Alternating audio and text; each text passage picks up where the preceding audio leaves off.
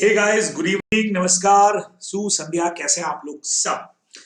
तो जैसा आप लोगों को मैंने प्रॉमिस किया था कि ऑडिट की सर्टिफाइड कॉपी को डिस्कस करने के बाद हम लोग बात करेंगे लॉ की एक सर्टिफाइड कॉपी पर। तो चलिए, हाजिर है आप लोगों के लिए नवंबर 20 के हमारे एग्जामिनेशन की एक सर्टिफाइड कॉपी, जिसको हम लोग यहाँ पे देखेंगे, चेक करेंगे कि कहाँ पे कितने मार्क्स आने चाहिए थे, क्या कुछ होना चाहिए था और क्या कुछ गलतियां हुई हैं जो आगे के एग्जाम्स में हम लोगों को नहीं करनी है।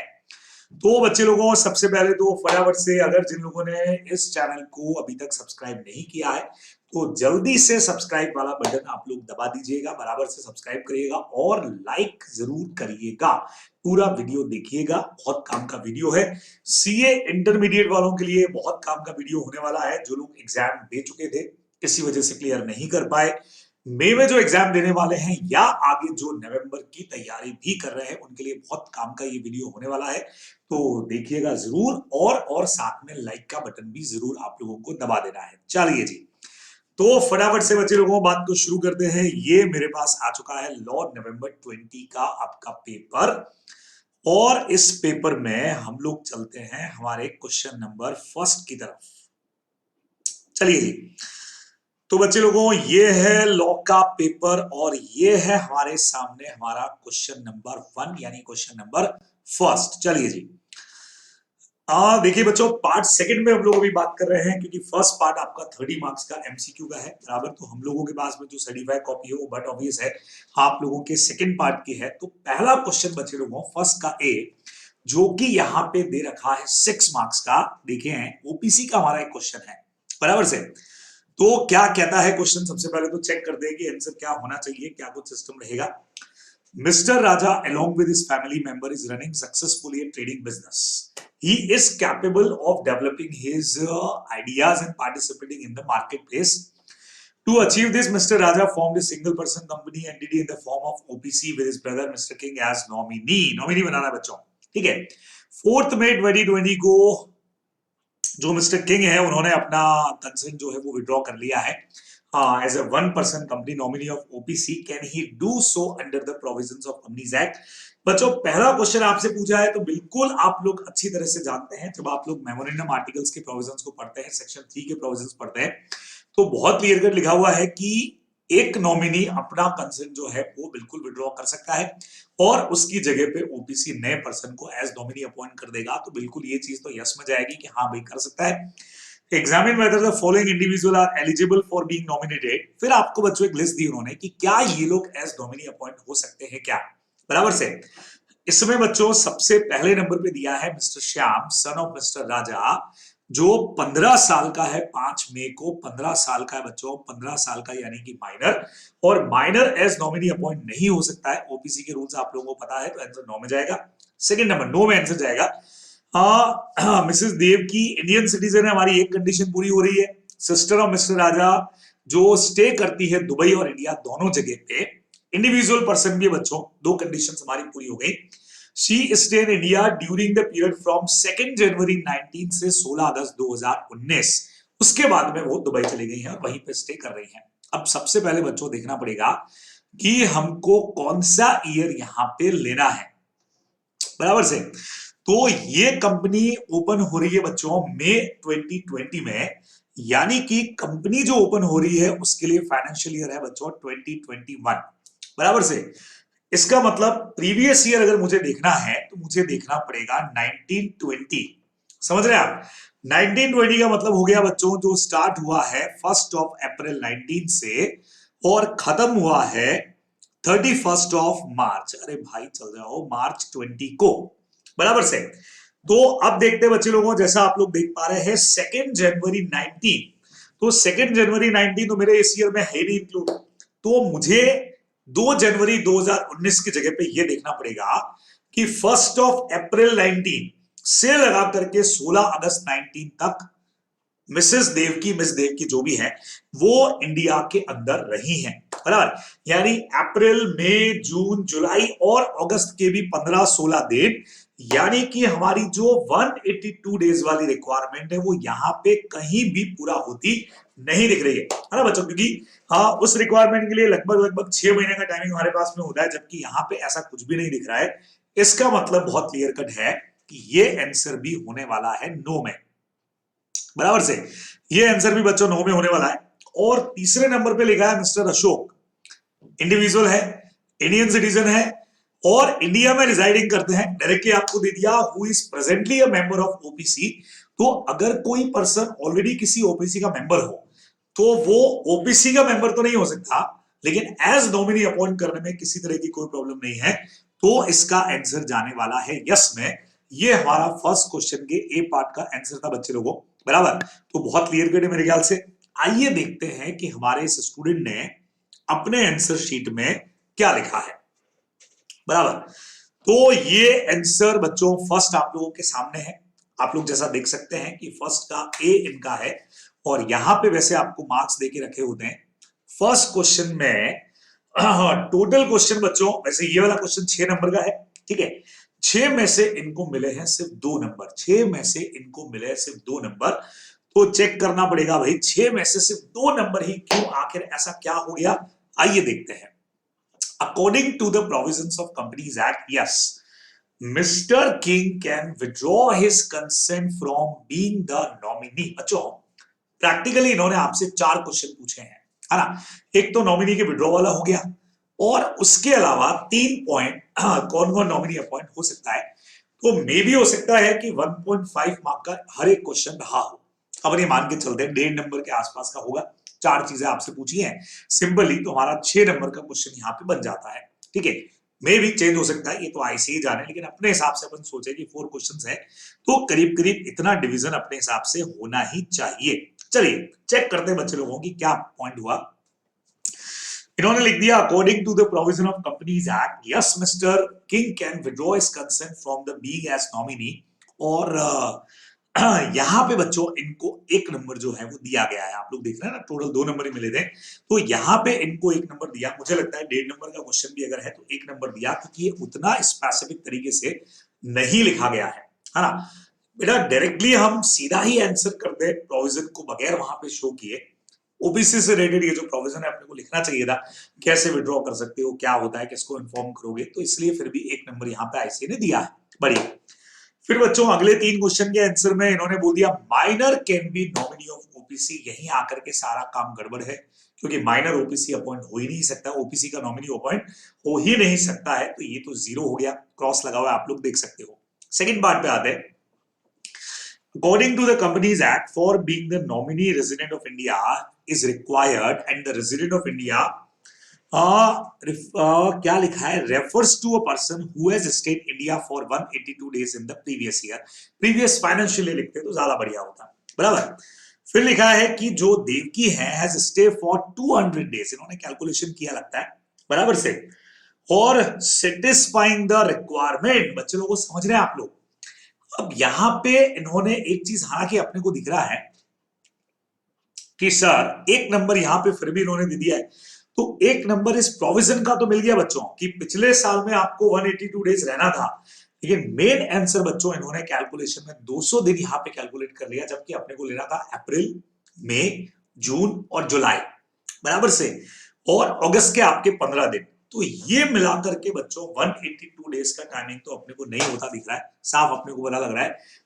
अप्रैल, मई, जून, जुलाई नहीं, 180 डेज का टाइमिंग तो नहीं हो रहा है, क्योंकि वो 30 सितंबर के आसपास की डेट पे होता है बच्चों, तो ये तो 15-16 अगस्त ही है। तो ये आंसर भी यहाँ पे आप लोग क्रॉस देख रहे हैं, इस स्टेप का नंबर इनको नहीं दिया गया, ठीक है। प्रोविजन सही हो गया तो 1 नंबर आईसीए ने अलॉट किया है इनको, बराबर से। आगे बढ़ते हैं। और तीसरा question, according to the provisions of Companies Act 2013, a member of the OPC cannot be the nominee of the same OPC। बच्चों कैसे लिख दिया, ये कितनी बड़ी गलती हो गई, बराबर से समझ रहे हो। सेम ओपीसी में आप ही मेंबर और आप ही नॉमिनी, ऐसा हमने कब कहा है ना। तो individual can be a member of one and nominee to other OPC. ये चीज बच्चों यहां इन्होंने कैसे गलती कर दी। मिस्टर अशोक जो है वो क्या लिखा है, इज इंडियन सिटीजन भले ही हो लेकिन नॉमिनी अपॉइंट नहीं हो सकते बेटा। अलग पर्सन था, एज नॉमिनी अपॉइंट होने वाला था, बड़ी गलती यहाँ पे भी हो गई, ये भी नंबर कट गया। तो इसका मतलब ये जो 2 नंबर दिए गए हैं 6 में से, ये जस्टिफाई कर रहे हैं बच्चे लोगों, बिल्कुल ठीक नंबर दिए गए हैं, ठीक है। तो आप देखेंगे तो आपको समझ में आ जाएगा कि कहां पे क्या गलती है बच्चे। प्रोविजन आपने दे दिया, लेकिन प्रोविजन के नंबर मिल गए, फाइनल आंसर भी गलत हुआ तो अपने मार्क्स कट गए हैं। तो प्रॉपर तरीके से अपने को यहाँ प्रेजेंटेशन करना चाहिए था, नहीं तो मार्क्स की हो जाएगी दिक्कत। चलिए सेकंड के बी में, अच्छा इन्होंने सेकंड क्वेश्चन नहीं ना, फर्स्ट क्वेश्चन, ओके। फर्स्ट का 6 में से 2 नंबर आए बच्चों, लेकिन सेकंड क्वेश्चन जो इन्होंने किया फर्स्ट का बी, वहां आप लोग देख सकते हैं 5 मार्क्स मिले इनको 6 में से, ठीक है। आइए चेक करते हैं बच्चे लोगों, आइए चेक करते हैं हम लोग फटाफट से। ये क्वेश्चन है बच्चों ऑडिट एंड ऑडिटर वाले हमारे चैप्टर का, सेक्शन नंबर 139, जैसा आप लोग देख पा रहे हो। आइए आपको सबसे पहले मैं क्वेश्चन दिखा देता हूं कि क्वेश्चन क्या है। आइए आपके सामने क्वेश्चन ये देखिएगा। हाँ जी, ये क्या हुआ भाई इसको, चलिए जी, अरे भाई चल जा, इतना हैंग होने की क्या जरूरत है तुमको, अरे भाई साहब ये तो हैंग होने के मूड में है। चलिए सही हो गया बच्चों। आइए तो सेकंड नंबर आप लोगों के सामने है बच्चे लोगों, सेकंड क्वेश्चन देखिएगा, बी पार्ट, फर्स्ट का B part. The BODs of Moonlight Limited, a listed company, appointed Mr. Tell, Chartered Accountant, first auditor within 30 days of registration of company to hold office from the incorporation to conclusion of the first AGM. बच्चों non government company है, सबको पता है कि first appointment board ही करेगा, वो नहीं कर पाए तो इनकॉर्पोरेशन से 90 डेज में मैटर मीटिंग में जाएगा। तो यहां तक तो सब कुछ ठीक लग रहा है, 30 दिन में बोर्ड ने अपॉइंट कर दिया। ये जो भाई साहब अपॉइंट हुए फर्स्ट एजीएम तक अपॉइंट हुए, और फर्स्ट एजीएम के अंदर इनका वापस से किया गया बच्चों रीअपॉइंटमेंट, बराबर से, to hold office from the conclusion of the first AGM till the conclusion of the sixth AGM. और आपको क्या बताने को बोला है बच्चों, सिंपल, सबसे पहले appointment of mister Tell by the BODs director, बिल्कुल करेक्ट है, एकदम सही सही किया है। तो यहाँ पे तो कोई प्रॉब्लम नहीं है, फर्स्ट वाला पॉइंट बच्चों क्लियर कट बोलता है कि इसमें कोई प्रॉब्लम नहीं है, ये अपॉइंटमेंट एब्सोल्युटली वैलिड है। Second, reappointment of mister Tell as the first AGM in the, वो बिल्कुल हो सकता है बच्चों, क्योंकि सेक्शन बहुत क्लियर कट कहता है कि जो भी पर्सन अपॉइंट होगा फर्स्ट एजीएम में, बराबर से, वो जिस दिन अपॉइंट हुआ है वहां से 5 ईयर मतलब 6th एजीएम तक काम करेगा। और कहीं पर भी ऐसा रिस्ट्रिक्शन नहीं है कि जो पर्सन आपका फर्स्ट ऑडिटर रह चुका है वो वापस से रीअपॉइंट नहीं होगा, बराबर से। तो ये कंडीशन में भी बिल्कुल सही है, आप बिल्कुल वैलिड है, आप अपॉइंट हो सकते हैं। आगे लिखा, in case mister bill, chartered accountant, was appointed as auditor at the first AGM to hold office from the conclusion of first AGM till the conclusion of the fifth AGM 4 year। अब ये कह रहे हैं क्या कोई person 5th AGM तक यानी 4 साल तक अपॉइंट हो सकता है क्या? हम बोलेंगे भाई बिल्कुल भी नहीं, क्योंकि सेक्शन क्लियर कर बोलता है कि आपको conclusion of the 6th AGM तक अपॉइंट होना है। तो ये चीज हमको बिल्कुल भी वैलिड यहां पे नहीं लगती है, बराबर। आइए चेक करते हैं बच्चे लोगों की आंसर में इन्होंने क्या लिखा है, अच्छे मार्क्स मिले हुए हैं। According to 139 Companies Act, appointment of first auditor is made by the board directors within 30 days of date of registration. Hence, the appointment of Mr. Tell by the board is valid. Absolutely valid लिख दिया गया बच्चों। अपन ये देखना भूल गए कि ये क्वेश्चन जो है वो कितने मार्क्स का था, तो आओ पहले वो चेक कर लेते हैं बच्चे लोगों। ये क्वेश्चन भी है बच्चों 6 मार्क का, 6 मार्क्स का क्वेश्चन। अच्छा हाँ, आपने देखा था ना, 6 में से 5 नंबर इनको मिले हुए हैं, बिल्कुल सही बिल्कुल सही बिल्कुल सही। आइए तो ये वाला आंसर तो बच्चे लोगों इन्होंने बिल्कुल सही लिखा है, और यहाँ 1 नंबर इनको इस स्टेप का यहाँ पे दिया गया है, बराबर। आप देखो 2 नंबर दिए गए हैं, पूरे 2 मार्क्स। तो यहां से आपको आइडिया भी लग जाएगा कि कौन सा पॉइंट कितने मार्क्स का था, बराबर।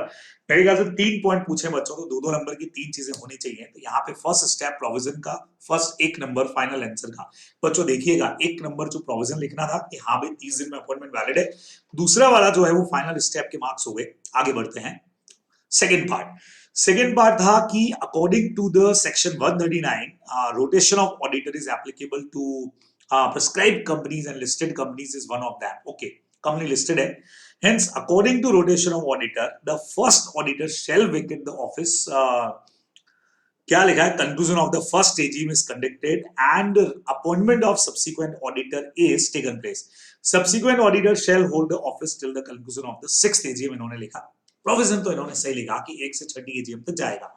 Therefore, reappointment of Mr. Tell in first AGM is not valid। बच्चों यहाँ आकर के गलती कर दी। मैं आपको फिर से कहूंगा कि जैसे अकाउंट्स कॉस्टिंग में स्टेप वाइज मार्क्स होते हैं, इधर भी स्टेप वाइज मार्क्स दिख रहे हैं। प्रोविजन सही लिखा, उसका 1 नंबर मिल गया बच्चों, लेकिन फाइनल कंक्लूजन गलत हो गया। ये भाई साहब रीअपॉइंट हो सकते थे बिल्कुल 6th एजीएम तक के लिए, इसीलिए ये यहाँ पे नंबर 1 इनका उड़ गया, अदरवाइज 6 में से 6 लेकर के आते बराबर से। चलिए आगे का आंसर पढ़ता हूं बच्चों, इन्होंने आगे क्या लिखा। थर्ड वाला पॉइंट वहां पे मार्क्स कर चुके हैं बच्चों, वहां पे मार्क्स कर चुके हैं, लेकिन यहाँ पे पूरे पूरे 2 नंबर अपने को दिखने में आ रहे हैं प्रॉपर तरीके से। थर्ड स्टेप में इन्होंने प्रोविजन भी सही लिख दिया कि 6th एजीएम के अंदर तक होगा, और फाइनल आंसर भी बच्चों इन्होंने लिख दिया कि बिल्कुल if the auditor resign and removal by the company before expiry of his term, तो वो कैजुअल वैकेंसी होती है, अदरवाइज वैलिड टेन्योर रहेगा 6th एजीएम तक का। ये एक्स्ट्रा पॉइंट इन्होंने डाल दिया, जरूरत नहीं थी अपने को बराबर से। तो बिल्कुल इनका टेन्योर जो है वो वैलिड रहने वाला है। Appointment of mister Bell is not valid as the tenure of the auditor is not as per the section. अब ये वाली लाइन की एक्चुअल में जरूरत इनको थी नहीं बराबर, इन्होंने बोला फर्स्ट पे अगर मिस्टर बेल अपॉइंट हो रहे हैं तो ये वाली लाइन की जरूरत थी नहीं, यहीं पे आकर के इनका आंसर जो है वो खत्म हो जाता है बच्चे लोगों, ये अपने को ध्यान में रखना था। तो जो भी पर्सन अपॉइंट होगा वो 6th एजीएम तक अपना होने वाला है, ये अपने को अच्छी तरह से पता है। The valid tenure of the auditor shall be till the conclusion of the 6th AGM बराबर से। बहुत सिंपल सी बात हो गई। तो इस वजह से इनको 6 में से 5 नंबर बच्चों यहाँ पे दिए गए हैं। तो ये इनका क्वेश्चन नंबर फर्स्ट का बी पार्ट था। आइए अब आपको यहां से बताता हूं बच्चों, सी पार्ट में इनको 3 में से 2 नंबर दिए गए हैं। आइए जी सी पार्ट की तरफ बढ़ जाते हैं फटाफट से, और ये आ गए हम सेकंड के फर्स्ट के सी पर। पहले देख लिया जाए बच्चों क्वेश्चन क्या है, फिर इनके मार्क्स के ऊपर हम लोग बात कर लेते हैं। आइए जी, तो ये रहा आपके सामने क्वेश्चन नंबर 3। देखिए, X has made an agency agreement with Y to authorize him to purchase goods on behalf of X for the year 2020 only. Okay, X जो है वो एजेंसी एग्रीमेंट करता है Y के साथ में, तो X प्रिंसिपल हो गया, Y एजेंट हो गया, ठीक है, एक प्रिंसिपल एक एजेंट।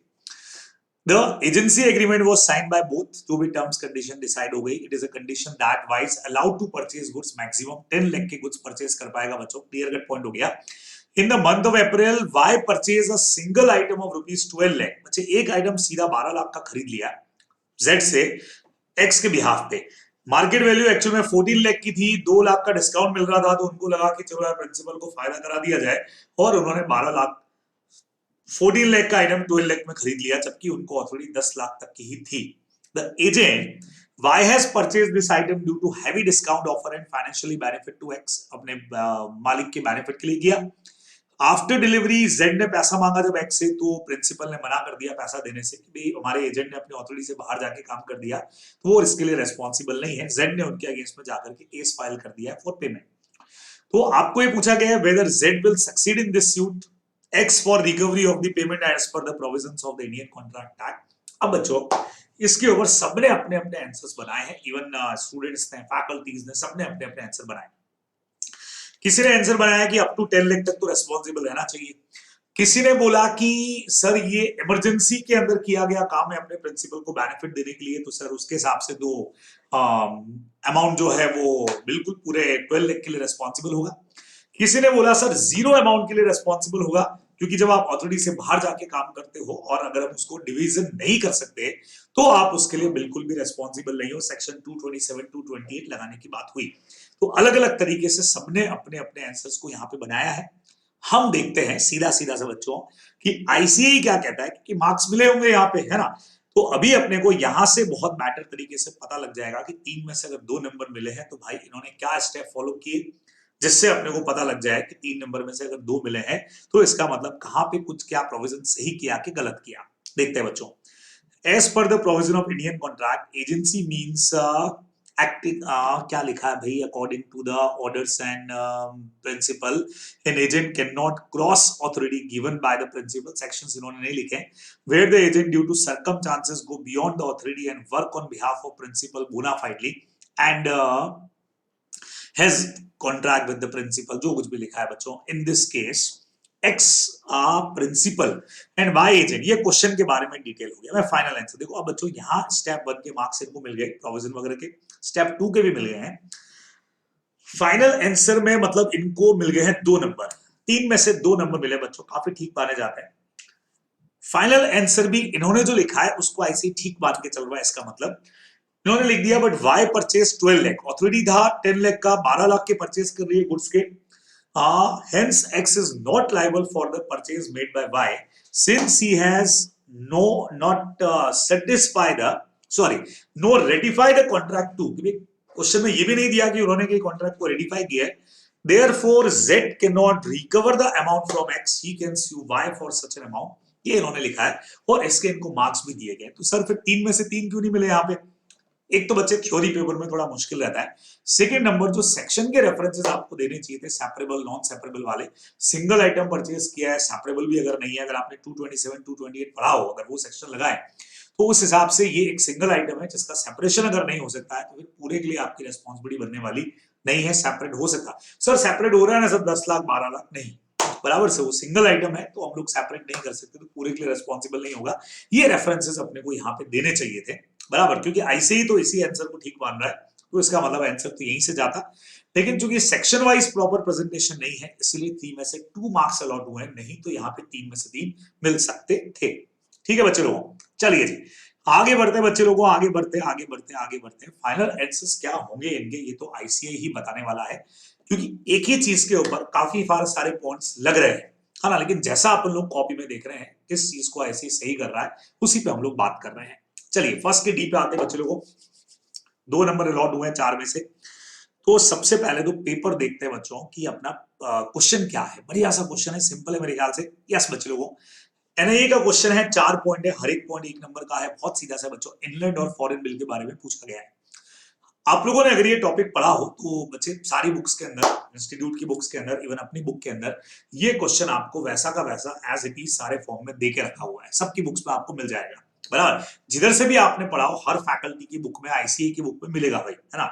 कई सारा फैकल्टी बोलेंगे अरे ये हमारी बुक से आईसीए ने क्वेश्चन एज इट इज छाप दिया, भाई साहब आपकी बुक से नहीं, आपकी बुक में भी जो आया है वो आईसीए की तरफ से आया है, क्योंकि ऐसे क्वेश्चन आईसीए काफी पहले इवन पुराने कोर्स के अंदर भी कई बार दे चुका है, बराबर से। तो बहुत कॉमन सा क्वेश्चन है, हम लोगों को मेनली ये ध्यान रखना पड़ता है बच्चों कि ड्रॉन इंडिया में होना चाहिए, एक मस्ट वाली कंडीशन थी।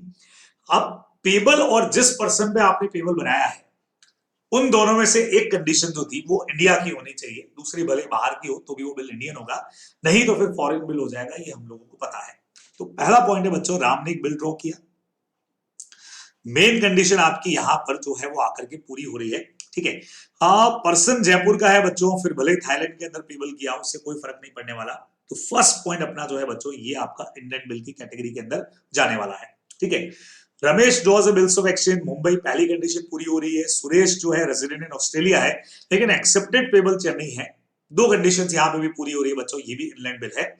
अजय ड्रॉज बिल्स ऑफ, बात ही खत्म हो गई बच्चों, जो बिल ही आपने कैलिफोर्निया में ड्रॉ किया, पहली मेन कंडीशन ही पूरी नहीं हो रही है तो फॉरेन बिल जाएगा। And Mukesh draws bills of exchange in Lucknow, पहली कंडीशन पूरी हो रही है लेकिन बंदा जो है वो चाइना का रेजिडेंट है और एक्सेप्टेड भी चाइना है बच्चों, फॉरेन बिल जाने वाला है। एकदम आसान सी बात थी, इनलैंड इनलैंड फॉरेन फॉरेन। आइए देखते हैं कि इसमें इनको मेरे ख्याल से 4 में से 2 नंबर मिले हैं ना, तो अपन चेक कर लेते हैं भाई 2 कहां गलत किया होगा तो मार्क्स डायरेक्टली कटे होंगे, चेक करते हैं। आइए देखिएगा, ये हुआ क्वेश्चन नंबर, ये तो थर्ड था, फोर्थ वाला बच्चों, सीधा क्वेश्चन आप लोगों को दिखाता हूं, ये देखो 2 सही 2 गलत, 2 सही 2 गलत।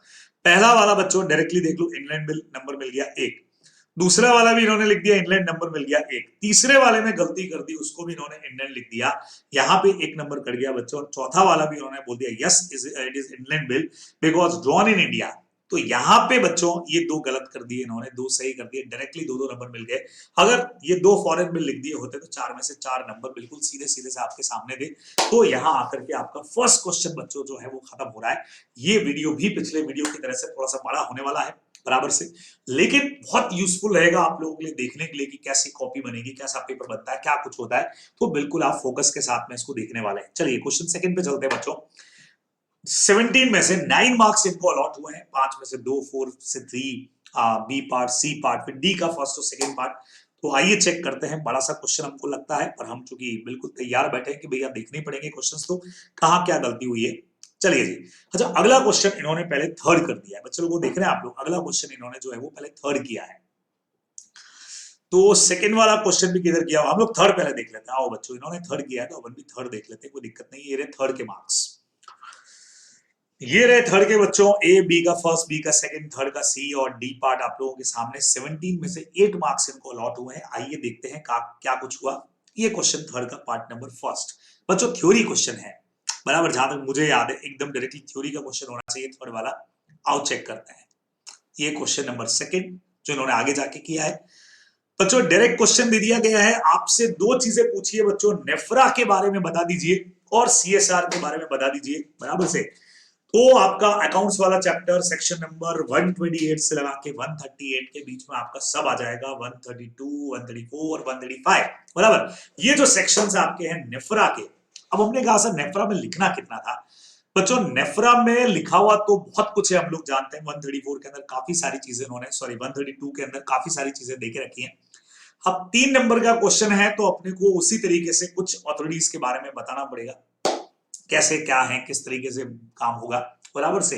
कुछ सिलेक्टेड मैटर अपने को यहाँ पे छांटना पड़ेगा, एक मुश्किल काम रहेगा क्योंकि मैटर बहुत बड़ा है, लेकिन सिलेक्टेड पॉइंट लिखने पड़ेंगे, खास करके इंट्रोडक्टरी पार्ट, इसका फॉर्मेशन, इसके पर्पस, ये सब लिखने चाहिए। सीएसआर कमेटी के बारे में पूछा है बच्चों, सीएसआर के बारे में नहीं पूछा है। सीएसआर कमेटी का फॉर्मेशन कैसे होता है, बराबर से। सीएसआर कमेटी किन कंपनीज में होती है, इसका फॉर्मेशन कैसे होता है और इसकी ड्यूटीज क्या है, उसके बारे में बेसिकली आपको लिखना था।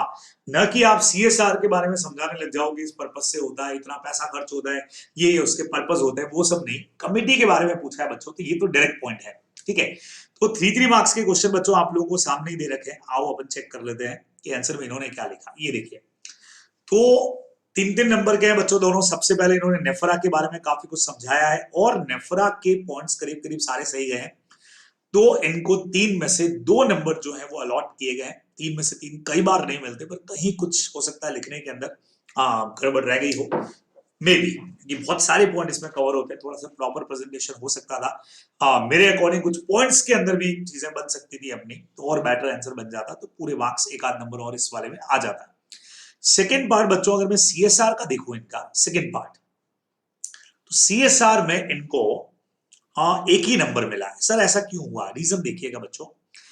इन्होंने देखा अकॉर्डिंग टू प्रोविजन, ये देखिए सीएसआर कमिटी, पहले तो इन्होंने कैटेगरीज बता दिया कि कहां कहां सीएसआर अप्लाई होता है, चलो फिर भी समझ में आया। फिर बच्चों इन्होंने शेड्यूल 7 का रेफरेंस दे दिया कि कहां कहां पैसा खर्च होता है, जरूरत ही नहीं थी।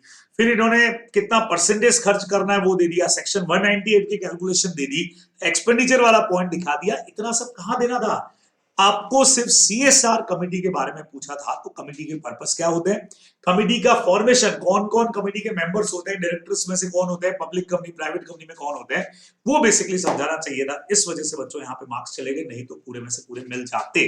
बराबर, क्लियर मैटर है, समझ में आया आप लोगों को कि क्या गलती हम लोग कर देते हैं, किधर से नंबर कट जाते हैं। जो चीज पूछिए बच्चों टू द पॉइंट चीजों को लिखिए। थर्ड का बी, थर्ड के बी के फर्स्ट पार्ट में इनको मिले बच्चों 2 में से 2 नंबर। क्या बात है भाई, क्या बात है, बिल्कुल। ये देखिए 2 में से 2 नंबर इनको दिए गए हैं। आइए पहले क्वेश्चन तो चेक करें कि क्वेश्चन क्या है। ये रहा बच्चे लोगों थर्ड के बी का फर्स्ट पार्ट, देखिएगा बढ़िया पार्ट है। इसमें लिखा है बच्चों, Mrs K went to jewellery shop to purchase diamond ornaments. The owner of jewellery shop are notorious and involving in smuggling activities. Mrs K purchase diamond ornament honestly without making proper inquiry. Was the purchase made in good faith as per the provision of General Clauses Act 1897 so as the convey good title? बच्चों general Clauses act का question है, 4 number का question है। 2+2 इन्होंने लिख दिया है। 2+2 का मतलब हो गया कि इसका मतलब, अच्छा ये 2 क्वेश्चन है, 2 नंबर के, ओके। 2 नंबर का क्वेश्चन है बच्चों, जिसमें इनको क्या 2 में से 2 मिला है। देखें जनरल क्लॉजेज एक्ट का गुड फेथ का क्वेश्चन है बच्चे लोगों, सीधा सीधा सा। आइए चेक करते हैं, हाँ जी चेक करते हैं जी। यस सर, 2 में से 2 नंबर थर्ड के बी का फर्स्ट पार्ट बच्चों 2 में से 2 नंबर अलॉट हुए। दूसरे वाले में 0 हुए, लेकिन यहाँ 2 में से 2 हुए। आइए देखते हैं ऐसा इन्होंने क्या लिखा है, चेक करते हैं। According to Indian Contract Act, ordinary diligence is must in a valid contract. Hence, applying the harmonious interpretation, good faith refers to the act or action required. Therefore, X purchased the jewelry without ordinary care from a owner, as the purchase was not in good faith. बच्चे लोगों, अगर आपने इस point को ढंग से पढ़ा हो तो अपने को एक फॉरेन केस देके रखा है, उसमें क्लियर बोला है कि अगर आपने ऑनेस्ट परचेस किया है, बराबर से, लेकिन ऑनेस्ट परचेस करने के साथ साथ आपने इंक्वायरी नहीं किया है प्रॉपर, तो उस केस में वो कभी भी गुड फेथ में नहीं कहलाएगा। और यहाँ पे भी सेम पॉइंट है बच्चों, इंडियन कॉन्ट्रैक्ट में चूंकि डायरेक्टली कोई पॉइंट नहीं है, तो सिविल लॉ के प्रोविजन के हिसाब से ये डेफिनेशन आपको समझाई गई है। नोट्स उठा करके देखिएगा, स्टडी मेट उठा के देखिएगा, फॉरेन केस एक आपको देके रखा हुआ है, बराबर से। उसके हिसाब से हमारा इसका आंसर जो है वो सीधा सीधा सा जाने वाला था। तो आंसर बिल्कुल परफेक्ट है बच्चों, ये गुड फेथ में नहीं माना जाएगा, ये अपने को ध्यान में रखना है। और यहाँ पे इनको 2 में से 2 नंबर जो है वो पूरे में से पूरे दिए गए हैं। लेकिन इसका सेकंड पार्ट बहुत अलग तरह का क्वेश्चन था बच्चे लोगों, बैंड बजाने वाला क्वेश्चन, एक तरह से छोटा 2 नंबर का, लेकिन कई लोगों का सही भी गया तो तुक्के में गया। There are two ways to reach city A from city B. The distance between the two cities by roadways से 100 किलोमीटर है और waterways से 80 किलोमीटर है बच्चों। How is the distance measure for the purpose of Central Act under the provision of General Clauses Act? General Clauses Act में बच्चों आप लोगों को डिस्टेंस का डेफिनेशन जो है वो देके रखा हुआ है, समझ रहे हैं? डिस्टेंस का डेफिनेशन आपको देके रखा हुआ है, ठीक है। तो जिसमें हम लोग स्ट्रेट लाइन हॉरिजेंटल प्लान की बात करते हैं बच्चों लोग, स्ट्रेट लाइन हॉरिजेंटल प्लेन की अपन बात करते हैं, तो वो लाइन तो सबने लिख दी होगी। लेकिन सवाल आता है कि मैं इसको रोडवेज मानूं या वाटरवेज से मानूं, मतलब 100 किलोमीटर मानूं या 80 मानूं। तो ज्यादातर चूंकि रोडवेज डिसाइड होता है तो लोग लिखते हैं इसका आंसर रोडवेज होना चाहिए 100 किलोमीटर। लेकिन कहीं अगर आप हॉरिजेंटल प्लेन या स्ट्रेट लाइन हॉरिजेंटल प्लेन का मीनिंग देखेंगे तो कहीं कहीं पे दे रखा है कि जो शॉर्टेस्ट वे होता है उसको हम काउंट करते हैं। तो शॉर्टेस्ट तो वाटर है, तो उसके हिसाब से 80 किलोमीटर होना चाहिए, बराबर से। क्योंकि इसके बारे में जनरली कहीं कुछ ज्यादा अपने को दिया नहीं रहता है, तो अपन देखते हैं कि आईसीए ने क्या आंसर करेक्ट किया है, क्योंकि इनको यहाँ पे 0 मार्क्स अलॉट कर दिए गए। तो चेक करता हूं मैं, according to General Clauses Act 1897 distance is measured roadways. बच्चे लोगों सबसे बड़ी दिक्कत इन्होंने क्या कर दिया, यहाँ पे इन्होंने प्रोविजन लिखा ही नहीं, बराबर। अगर मैं आपको बताऊं, जैसे मेरे नोट से भी अगर बताऊं, इधर से भी आपने पढ़ा हो भाई, ये तो सारी बुक्स के अंदर होता है, ठीक है। तो हम लोगों को बकायदा डिस्टेंस का डेफिनेशन देके रखा है बच्चों। लाइन पढ़ता हूं मैं सेक्शन नंबर 11 से, बराबर। क्लियर लाइन है कि be measured in a straight line on a horizontal plane, और वहां पे हॉरिजॉन्टल प्लेन पे यहाँ पे कहीं पर भी वो लाइन इन्होंने नहीं लिखी, बराबर। चलो नहीं लिखी, फाइनल आंसर भी अगर मैं मानूं तो यहाँ पे रोडवेज इन्होंने लिखा है, क्योंकि ज्यादातर लोग रोडवेज से कैलकुलेट करते हैं, तो आंसर यहाँ पे क्रॉस कर दिया गया है, बराबर। इसका मतलब एक तो डेफिनेशन वाला पार्ट भी अगर लिख देते तो 2 में से 1 नंबर तो मिल ही जाता प्रोविजन का, 1 नंबर फाइनल आंसर का भले उड़ जाता। तो आई थिंक इसका वाटर, क्योंकि मीनिंग जो है वो कहीं पर भी देके नहीं रखा है, पर एक जनरल मीनिंग शॉर्टेस्ट हो जाता है। आईसीए रोडवेज यहाँ पे गलत कर रहा है, तो चांसेस वाटर के ज्यादा होते हैं। बाकी तो अब सजेस्टेड आंसर आने पे, क्योंकि यहाँ पे भी अलग अलग फैकल्टीज का अलग अलग ओपिनियन इसके ऊपर जा रहा है। काफी लोग रोडवेज के ऊपर यहाँ पे आ रहे हैं कि रोडवेज वाली चीज जो है उसको अपने को देखना पड़ेगा, बराबर से रोडवेज वाले मैटर को देखना पड़ेगा। और कुछ का कहना है कि नहीं, शॉर्टेस्ट वाटर है तो उसको देखना पड़ेगा। तो फिलहाल यहाँ पे रोडवेज को क्रॉस लगाया गया है, जैसा आप लोग देख पा रहे हैं, इसलिए 0 नंबर हो गए। आप लोगों के लिए सजेशन ये, बच्चे फाइनल आंसर नहीं भी आता हो तो कम से कम प्रोविजन तो लिखना चाहिए था ना, 1 नंबर तो अपन लेके जाते, बराबर। प्रोविजन नहीं लिखा, यही सबसे बड़ी गलती होगी। चलो अगले क्वेश्चन की तरफ बढ़ते हैं बच्चों। थर्ड का सी पार्ट में इनको मिला है 4 में से सिर्फ 1 नंबर दिया गया है, 4 में से 1 नंबर। सर ऐसा क्या गुनाह किया? तो गुनाह तो देखना पड़ेगा भाई, गुनाह तो यहां से देखना पड़ेगा। हाँ, सनलाइट लिमिटेड इनकॉर्पोरेट हुई है 22 जनवरी को बच्चों, with the object of providing software services. The company adopted its first financial year as from 2 January. बच्चे लोगों 22 जनवरी से इन्होंने स्टार्ट किया है, जो 31 मार्च 2020 तक जा रहा है बच्चे लोगों। आगे क्या बोला? The financial statement for the said period after providing for depreciation in accordance with Schedule 2 of the Companies Act 2013 रिवेल net profit. ठीक है भाई, प्रॉफिट हुआ है। मतलब 22 जनवरी 2019 से चालू करके आप लोग जानते हो कि जिस फाइनेंशियल ईयर में इनकॉर्पोरेशन किया उसके अगले साल के मार्च में जाकर के साल खत्म होता है, वो उन्होंने किया है। BODs declared 20% interim dividend at their meeting held on 7th July 2020 before holding its first AGM। और आगे बोला है in the light of provision of Companies act. कुछ बातें आपको पूछी गई इन्होंने, आइए देखते हैं क्या बातें पूछी गई है बच्चे लोगों। फटाफट से देखते हैं क्या क्वेश्चन पूछा है इन्होंने। मतलब कंपनी इंटरिम डिविडेंड दे रही है बच्चे लोगों। सेक्शन नंबर 123(3) का पॉइंट हो गया। इंटरिम डिविडेंड 7 जुलाई 2020 को दे रही है बच्चों, एजीएम से पहले दे रही है। तो whether the company has complied due diligence, क्या कंपनी ने यहाँ पे पूरा प्रोसीजर फॉलो किया है क्या, ये चीज पूछी है। तो बच्चे लोगों, जिन लोगों ने भी सेक्शन को पढ़ा हो वो अच्छी तरह से जानते हैं कि एक company during the financial year या फाइनेंशियल ईयर के एंडिंग से एजीएम तक अपना इंटरिम डिविडेंड डिक्लेयर कर सकती है, बराबर से। उस ईयर के प्रॉफिट में यहां तक के प्रॉफिट से दे सकती है। तो 100% बच्चों यस कंपनी ने फॉलो किया है, बराबर। कितने मार्क का क्वेश्चन है भाई, कितने मार्क का क्वेश्चन है बच्चे लोगों, 4 मार्क का क्वेश्चन है। अगेन देखिएगा, whether the company can declare, बच्चे लोगों सबको पता होना चाहिए, सेक्शन 8 कंपनी भाई, सेक्शन 8 कंपनी, सेक्शन 8 कंपनी। नहीं सर, नहीं सर, नहीं सर, सेक्शन 8 कंपनी जो है वो कभी भी डिविडेंड का डिक्लेरेशन नहीं कर सकती जी, नहीं कर सकती, अलाउड ही नहीं है उसके लिए, तो नहीं कर सकती, नहीं कर सकती जी, no. Okay, what are the panel, बच्चे लोगों 123 का पैनल प्रोविजन पूछ लिया गया है, डायरेक्ट सेक्शन है, सीधा सीधा आपको पेनल्टी वहां पे लिखना चाहिए था भाई। सर कितना पेनल्टी बच्चों जो बुक्स में देके रखा हुआ है, बराबर, जो पढ़ के गया होगा, ये क्वेश्चन मैं मानता हूं कि इस वाले में कईयों को दिक्कत हो सकती है, क्योंकि पेनल्टी जनरली हम लोग इतनी सारी है, कौन पढ़ के जाता है भाई, बराबर से। तो सर ये कितने मार्क्स का होना चाहिए सर, बच्चों 4 नंबर का क्वेश्चन अपने को दिख रहा है, 3 चीजें इन्होंने यहाँ पे पूछी गई हैं, तो उसी तरह से आई थिंक कुछ ना कुछ मार्क्स का इन्होंने डिस्ट्रीब्यूशन किया होगा।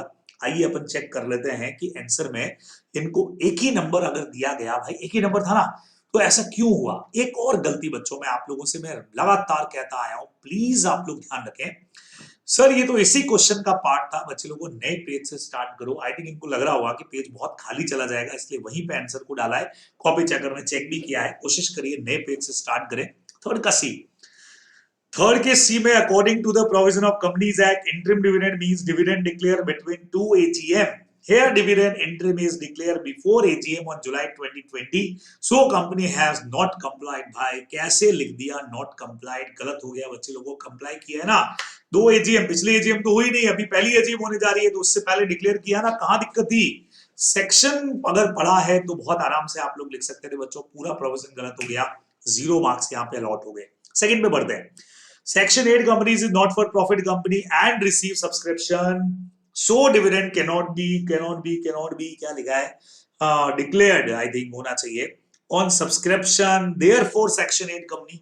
बच्चे ये सब्सक्रिप्शन वगैरह लिखने का जरूरत नहीं था, जैसे 1 नंबर इनको दिया गया है, अब हाँ क्योंकि 4 नंबर का क्वेश्चन है तो मे बी 1 नंबर का ये रहा हो, सीधा सीधा सा section 8 company is not profit company and according conditions section 8 company can not declare dividend to its member, सीधा सीधा से पॉइंट होना चाहिए था, पर चलो कोई बात नहीं, इसमें यहाँ इनको 1 नंबर दिया गया है। तीसरा वाला पार्ट भाई पेनल्टी गलत लिखी गई है, आप लोग सामने देख रहे हो, तो इसलिए पेनल्टी के मार्क्स इनको नहीं दिए गए। जब भी आप इस क्वेश्चन को करें तो पेनल्टी चेक करिएगा बराबर से, तो पेनल्टी नहीं तो पेनल्टी नहीं तो पेनल्टी नहीं तो भाई यहाँ पे ये चीज होने वाली नहीं है, बराबर से। तो 0 मार्क्स अलॉट हो गए भाई, 1 नंबर इनको मिला है, 1 नंबर बस वो जो मेन का थर्ड का एक पार्ट था बच्चों, जो फर्स्ट पार्ट इन्होंने सही किया उसके मार्क्स मिल गए, अदरवाइज नहीं मिले। तो ये इस तरह से इनका क्वेश्चन था, बराबर। फिर बच्चे लोगों डी पार्ट अगर चेक करें, डी पार्ट चेक करें तो 3 में से 2 नंबर मिले, फिर भी सफिशिएंट माने जाते हैं, 3 में से 2 एनआईए का क्वेश्चन लग रहा है। आइए चेक करते हैं बच्चे लोगों, चेक करते हैं फटाफट से। Vikram accept a bills of exchange for ₹50,000 which is an accommodation bill, बच्चे लोगों अकोमोडेशन बिल, ओके 1 जनवरी 2020 को, okay bill drawn by A ने ड्रॉ किया है, विक्रम ने उसको एक्सेप्ट किया है, यानी ए के पास में इस वक्त बिल आ गया है, लेकिन एकोमोडेशन का बच्चों, एकोमोडेशन है बिना पैसे वाला। फिर बच्चों यानी विक्रम, एक तरह से बोलूं तो मेन बिल जो है वो तो विक्रम ने एक्सेप्ट किया, उसके बाद ए के पास गया बच्चों, बराबर से, फ्री में बिना कंसिडरेशन के। ए ने इसको ट्रांसफर किया बी को, वो भी बिना कंसिडरेशन है। बी ने इसको ट्रांसफर किया है सी को, लेकिन ये फॉर वैल्यू है बच्चों, एचडीसी है अपना, इसने पैसा दिया है बकायदा उसके लिए। सी ने इसको आगे ट्रांसफर किया है बच्चों डी को, जो आगे विदाउट कंसिडरेशन है, डी के पास में भी बिल है। ड्यू डेट पर बच्चों विक्रम ने बिल को डिसऑनर कर दिया है।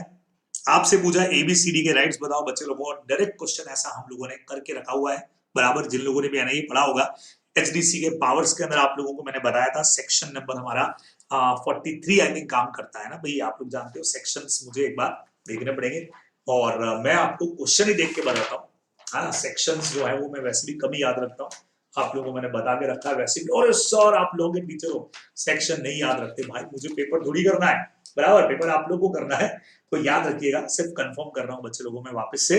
यस सर सेक्शन नंबर 43 याद है भाई, याद है, पर एक बार चेक करने में क्या दिक्कत है, इतनी सारी चीजें होती है।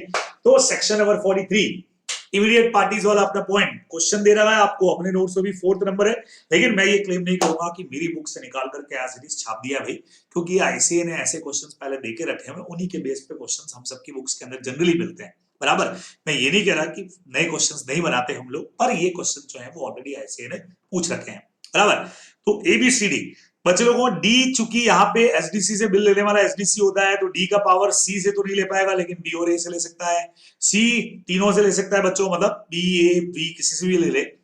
बी यहाँ पे ए से इस बिल को नहीं ले पाएगा क्योंकि विदाउट कंसिडरेशन है, ए बी से नहीं ले पाएगा क्योंकि अकोमोडेशन बिल है। ये आपके सीधे सीधे से राइट्स हो गए बच्चों। तो सुप्रीम राइट एक तो सी के पास है, डी जो है वो एज इमीडिएट पार्टी सी से तो नहीं ले सकता लेकिन प्रायर पार्टी से ले सकता है। जिनको भी देखना हो सेक्शन नंबर जाकर के देखिएगा, 43 के अंदर सेम क्वेश्चन हमने किया है। आइए देखते हैं इन्होंने क्या किया, कितने मार्क्स मिले हुए। 3 में से 2 नंबर मिले हुए सर, 2 नंबर मिले हैं तो काफी कुछ तो ठीक किया लगता है। आओ देखते हैं।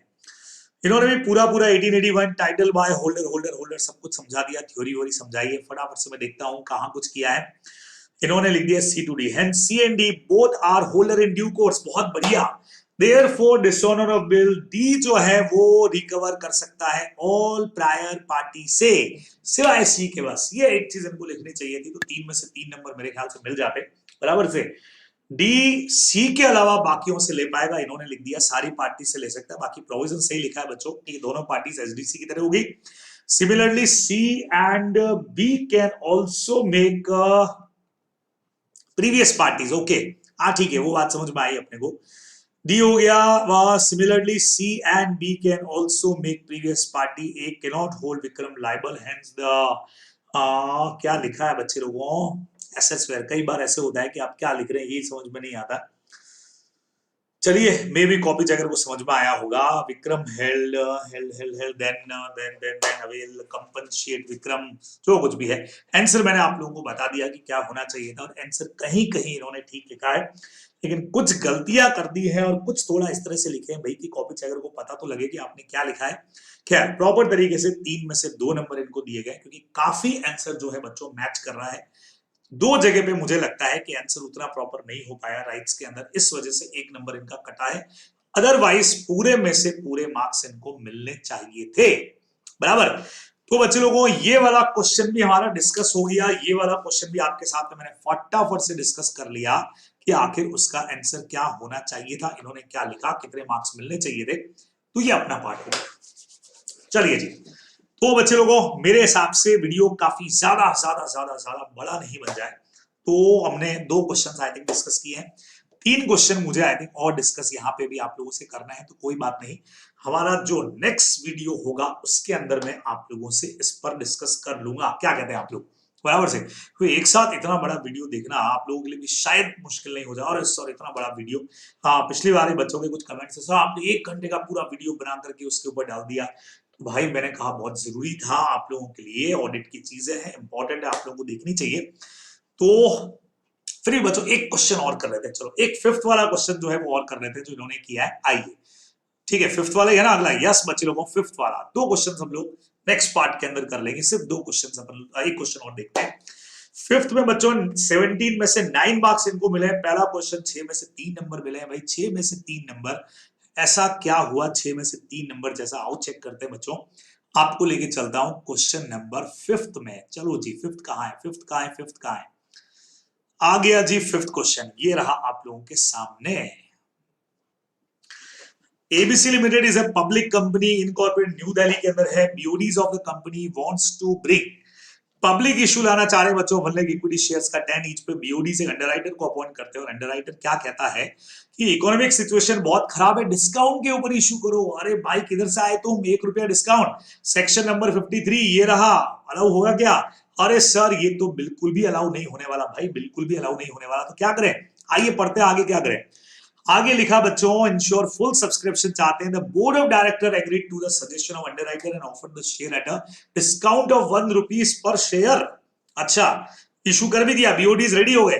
The issue was fully subscribe and share were allotted to the applicants in due course. बच्चे लोगों गड़बड़ हो गई, डिसाइड करने को बोला whether the issue of share mention is valid और नॉट एज पर सेक्शन 53। और एक और चीज पूछी है 2 और 1 बच्चों, यानी कि ये जो पहला क्वेश्चन यहां तक पूछा गया 2 नंबर का है, और जो अगली लाइन पूछी है वो 1 नंबर की है कि स्वेट इक्विटी शेयर्स को अगर इशू किया जाए तो वैलिड है क्या? यस, सेक्शन 54 स्वेट इक्विटी बिल्कुल वैलिड जाएगा बच्चे लोगों। तो एक नॉट वैलिड एक वैलिड, देखे इन्होंने क्या किया, कितने मार्क्स मिले बच्चे लोगों। हमने कहा था इनको 5 में से सॉरी 3 में से आई थिंक 2 नंबर यहां पे मिले थे ना इनको, देखें चेक करें। अच्छा 6 नंबर का क्वेश्चन था क्या ये? फिफ्थ का ए, मैंने कोई गलत क्वेश्चन तो नहीं पढ़ लिया? फिफ्थ का ए 6 नंबर का क्वेश्चन था क्या? कहां गड़बड़ हुई, मुझसे गड़बड़ हुई क्या? देखें यहाँ पे। अच्छा अच्छा अच्छा, ओके ओके ओके, 6 नंबर बच्चों, इसके ही 3 पार्ट है। ओके ओके, 2 पार्ट है, 2 पार्ट है, 3 और 3 2 पार्ट है। तो फर्स्ट पार्ट अपन पहले चेक करते हैं बच्चों, ये 3 मार्क्स का इनका जो क्वेश्चन है उसमें इनको कितने नंबर मिले हैं, आइए चेक करते हैं। इन्होंने यहां अलग अलग नहीं किया, टोटल 6 में से इनको 3 नंबर मिले हैं। मैं चेक करता हूं इसमें कितने मिले फिफ्थ के ए में। तो फिफ्थ के ए में इनको 3 नंबर इसी में मिले हैं क्या? दूसरे वाले में क्या 0 मिल गए क्या? यस, सेकंड वाले में 0 मिल गए। 3 नंबर जो मिले बच्चों इसी में मिले हैं, इसी में मिले बच्चों, इसी में मिले, इसी में मिले। मतलब 3 में से 3 मार्क्स यहाँ पे जो है वो इनको अलॉट हो गए। देखो सर, 3 में से 3 मिल गए। यस बच्चे लोगों देखना, according to section 53 company can not issue shares at discount, share can be issued at par और premium. The share issued on discount जो है वो नॉट वैलिड होगा unless they are sweat equity share to employee stock option वगैरह इन्होंने लिखा। So here board issued share at a discount of 1 lakh for full subscription but still it is not valid। Clear हो गया बच्चों, है ना? और यहां लिख दिया hence the issue of share at discount is prohibited by the section 53। देखिए आप, इतना सारा पॉइंट लिखना पड़ता है बच्चों, प्रोविजन, प्रोविजन के बाद में फाइनल आंसर, तो जाकर के इनको पूरे वहां पे 2 में से 2 नंबर मिल गए। और लास्ट वाला, in case of sweat equity share the company is allowed to issue them in the employees at discount. बिल्कुल आप इशू कर सकते थे टेक्निकल वगैरह मैटर के लिए। बढ़िया आंसर लिखा बच्चों, बहुत आसान क्वेश्चन था। 3 में से 3 नंबर यहाँ पे इनको पूरे में से पूरे मिल गए, तो कोई दिक्कत वाली बात हमारे लिए हुई ही नहीं। सेकेंड बात, यहां गड़बड़ कैसे हो गई देखें। Ram draws a check of rupees 1 lakh. It was a bearer check. Ram kept the check with himself. After some time, Ram ने ये चेक श्याम को दे दिया as a gift on his birthday. Decide करना है क्या राम का, सॉरी श्याम का, जिसको गिफ्ट में दिया उसका वैलिड टाइटल होगा क्या, बराबर से, और क्या श्याम यहाँ पे होल्डर इन ड्यू कोर्स होगा कि नहीं होगा सेक्शन 9 के अकॉर्डिंग बच्चों। देखिए एचडीसी होने के लिए गुड फेथ होना चाहिए, बिफोर मैच्योरिटी होना चाहिए, और सबसे बड़ी बात कंसिडरेशन होना चाहिए, जो यहाँ पे नहीं है। इसलिए ये भाई साहब एचडीसी तो नहीं हो सकते, होल्डर जरूर हो सकते हैं, लेकिन एचडीसी किसी कीमत पर नहीं हो सकते। आइए चेक कर लेते हैं हमारा आंसर इन्होंने क्या लिखा, फटाफट से चेक करवाता हूं बच्चों आप लोगों को, देखिएगा। According to the provisions of negotiable instrument, holder to bearer check is holder in due course। Here Ram drawn check and gifted to Shyam। Shyam is holder in due course। पूरा गलत answer हो गया बच्चों, holder in due course नहीं होगा, सिर्फ holder होगा। इसीलिए बच्चों 0 मार्क्स अलॉट हो गए। यानी कि मार्क्स तो भाई सही दिए गए हैं, लेकिन पेपर का प्रेजेंटेशन उन्होंने काफी कुछ ठीक किया है, जैसा आंसर होना चाहिए। देखिए आंसर गलत हुआ वो तो चलो ठीक है, प्रोविजन ही सही नहीं है तो मार्क्स तो नहीं मिलेंगे, लेकिन प्रेजेंटेशन का तरीका भी आप लोग देखें कि प्रॉपर जो तरीका होता है वो इन्होंने फॉलो किया है। चलिए सेकंड क्वेश्चन इन्होंने यहीं से स्टार्ट किया, फिफ्थ के बी का फर्स्ट पार्ट। आइए क्वेश्चन देखना पड़ेगा जी, क्वेश्चन देखना पड़ेगा जी, क्वेश्चन देखना पड़ेगा जी। अच्छा इन्होंने फर्स्ट पार्ट किया है, सेकंड पार्ट इन्होंने नहीं किया, नहीं किया तो भाई ठीक है, चलो हम लोग भी सेकंड क्वेश्चन की तरफ बढ़ जाते हैं, बी की तरफ बढ़ते हैं बच्चों। बी में 2 बातें पूछी हैं। Rose Private Limited on 3rd April obtained 30 lakh working capital loan by offering stock and account receivable as security and 5 lakh ad hoc overdraft on the personal guarantee of a director from a financial institution। बच्चों समझिएगा, it is required to create charge for working capital loan and ad hoc overdraft according to the provisions of Companies Act। बिल्कुल, अगर charge create हुआ है बच्चों तो charge कोई भी हो आपको रजिस्ट्रेशन तो करवाना पड़ेगा, है ना। चाहे वर्किंग कैपिटल लोन हो आपका, चाहे आपने ये एड हॉक वाला लिया है, अगर लोन है मतलब अगर प्रॉपर्टी को चार्ज किया है तो बट ऑब्वियस है आपको उसका रजिस्ट्रेशन तो करवाना पड़ेगा। बराबर से इन्होंने बोला it is required to create charge for working capital loan and ad hoc overdraft according with the provisions of Companies Act. बिल्कुल, तो मगर है लोन इस तरह का कोई भी लोन हो तो चार्ज होगा, चार्ज होगा तो रजिस्ट्रेशन भी होगा। State the provision rating two extension of time and procedure for registration of charge in case of above charges was not registered with in 30 days. मतलब 30 दिन में अगर नहीं करवा पाते हो तो क्या प्रोविजंस आपके जाने वाले हैं, ये इन्होंने आपसे प्रोविजन के अंदर पूछा था। 4 नंबर का क्वेश्चन है, 2-2 नंबर का ईच यहाँ पे हो गया, जैसा आपने को पता लग रहा है। आइए चेक करते हैं बी का फर्स्ट पार्ट बच्चों। इनको थर्ड क्वेश्चन, फिफ्थ क्वेश्चन के बी में मिले हैं बच्चों 4 में से 3 नंबर, 4 में से 3 नंबर मिले बच्चे लोगों। लेकिन पहले first part second part 2-2 number का है। According to the provisions of Companies Act, registration of charge is required by the company with the ROC. Otherwise, the holder may get registered. वो करवा सकता है. Here, charge is required to be registered for working capital loan and ad hoc loan. बिल्कुल सही लिखा बच्चों. Provision भी, final answer भी तो आप देख सकते हैं 2 नंबर का था. स्टेप 1, स्टेप 2, 2 में से 2 नंबर बच्चों यहाँ पे इनको प्रॉपर तरीके से दे दिए गए हैं. Clear matter. अब सेकेंड पार्ट में क्या गड़बड़ी हो गई बच्चों, 0 मार्क्स मिल गए. उसका रीजन है यहां पे 1 नंबर मिला है फाइनल का. ये वाला जो पॉइंट बच्चे लोगों, ये क्या था कि एक प्रोविजन आपको दे रखा था, याद हो तो 2 नवंबर 2018 से पहले का बात का, लेकिन क्वेश्चन में कुछ डेट थोड़ी रखी है. जब क्वेश्चन में डेट कुछ भी नहीं दे रखी है तो अपने को ये सारा प्रोविजन बच्चों जो इन्होंने लिखा, जो क्रॉस किया हुआ आपको दिख रहा है, लिखने की जरूरत ही नहीं थी.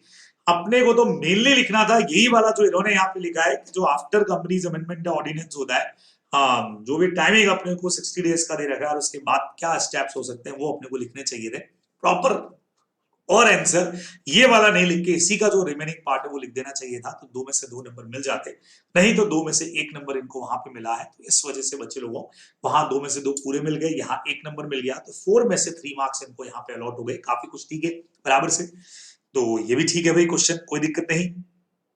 अब अगले जो 2 क्वेश्चन है, एक में 4 में से 3 मार्क्स है, एक 3 में से 0 मार्क्स है. तो 5th का सी तो इनका काफी मजबूत दिख रहा है मुझे. आई थिंक डायरेक्ट कोई क्वेश्चन मुझे दिख रहा था. ओके बच्चे लोगों, बढ़िया सा क्वेश्चन है, फटाफट से देखिएगा बच्चों. डायरेक्टली इंडेमनिटी और गारंटी के डिफरेंसेस आपको देके रखे हैं. 4 नंबर का है, 4 डिफरेंसेस जनरली आपको लिखने होते हैं. 4 में से इनको 3 नंबर मिले हैं. अभी अपन लोग चेक कर लेते हैं. Associate words to be understood in a common sense manner. बच्चे लोगों सीधा सीधा सा पॉइंट आप लोगों से पूछा गया था कंस्ट्रक्शन वर्ड का. सेकेंडरी रूल में जाओगे तो नॉस्क्यूटर एसेस वाला जो अपना पॉइंट है वो आप लोगों को लिखना चाहिए था कि एसोसिएट वर्ड के साथ हम मीनिंग समझते हैं. एग्जांपल आपको दिया था मैंने, कॉस्मेटिक, परफ्यूमरी और टॉयलेट गुड्स वाला, याद आया? बस वही इसके आंसर के अंदर अपने को लिखना चाहिए था. 3 नंबर का हमारा क्वेश्चन था. ये जाता है इंटरप्रिटेशन ऑफ स्टैट्यूट के अंदर, अपना आंसर जाता है बराबर. चलिए जी, तो देखें इन्होंने क्या किया भाई इसके आंसर के अंदर. बच्चों डिफरेंसेस तो इन्होंने लिखे, और डिफरेंसेस आपको हमेशा मैंने कहा है थोड़ा सा प्रॉपर लिखा करें आप लोग. 4 पॉइंट 5 पॉइंट इन्होंने करीब लिखे हैं, 4 पॉइंट लिखे हैं, लेकिन नंबर इनको 4 में से 3 ही दिए गए बच्चे लोगों. क्योंकि ये जो ऐसे आप लिखते हो ना, नंबर ऑफ कॉन्ट्रैक्ट 1 और 3, ये मजेदार चीज नहीं होनी. कम से कम पूरा सेंटेंस बनाइए. तो यहाँ ये जो नंबर ऑफ कॉन्ट्रैक्ट का पॉइंट है, इसके मार्क्स आई थिंक इनको नहीं दिए गए. फिर इंडेमनिटी में 1 बनता है, गारंटी में 3 कॉन्ट्रैक्ट्स बनते हैं. पूरा उसको समझाइए किस किस के बीच होता है. खाली 1 और 3 लिखने से काम नहीं बनेगा. 1 between indemnified and indemnifier, indemnified and indemnifier बराबर. 3 contract, debtor and creditor, debtor and surety and creditor and surety, ऐसा पूरा लिखना चाहिए था. इस वजह से 1 मार्क कट गया बच्चे लोगों. और यहां आकर के, अच्छा ये तो डिफरेंस का पॉइंट हो गया ना, ये बच्चों पॉइंट इन्होंने पूरा गलत कर दिया. इंटरप्रिटेशन वाला जो हमारा मैटर था, clearly mention the reference rest example car, truck, bus etcetera in this example etcetera. नहीं नहीं नहीं नहीं, एडरिम जनरलिस्ट वाला एग्जांपल इन्होंने दे दिया जो नहीं देना चाहिए था. गलत कर दिया बच्चे लोगों. थोड़ा सा इन्होंने जनरल वर्ड के मीनिंग स्पेशल वर्ड के साथ में जाएंगे वो वाला प्रिंसिपल लगा दिया. ये देखिए, ये एडजस्टिव जनरलिस्ट वाला पॉइंट हमारा था ही नहीं बराबर से. ये जनरली मैंने आपको पढ़ाते वक्त भी कहा था दोनों देखने में एक दूसरे से मैच करते दिखते हैं, लेकिन एसोसिएट वर्ड्स वाले पॉइंट पे फोकस कर रहा था, ना कि जनरल और स्पेशल वर्ड के ऊपर. तो ये आप लोग मेनली ध्यान में रखने वाले हैं.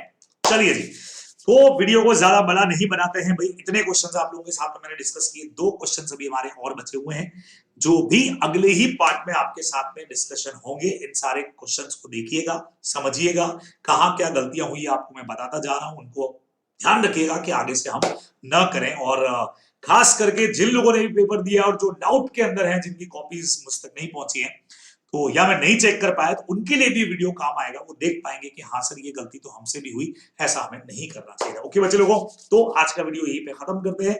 जल्दी आपसे वापस मुलाकात होगी. बस जो भी लोग देख रहे हैं भाई, वीडियो को लाइक किया कीजिए, बराबर. थोड़ा सा मोटिवेशन मिल जाता है ना कि हाँ भाई लाइक कर दिया.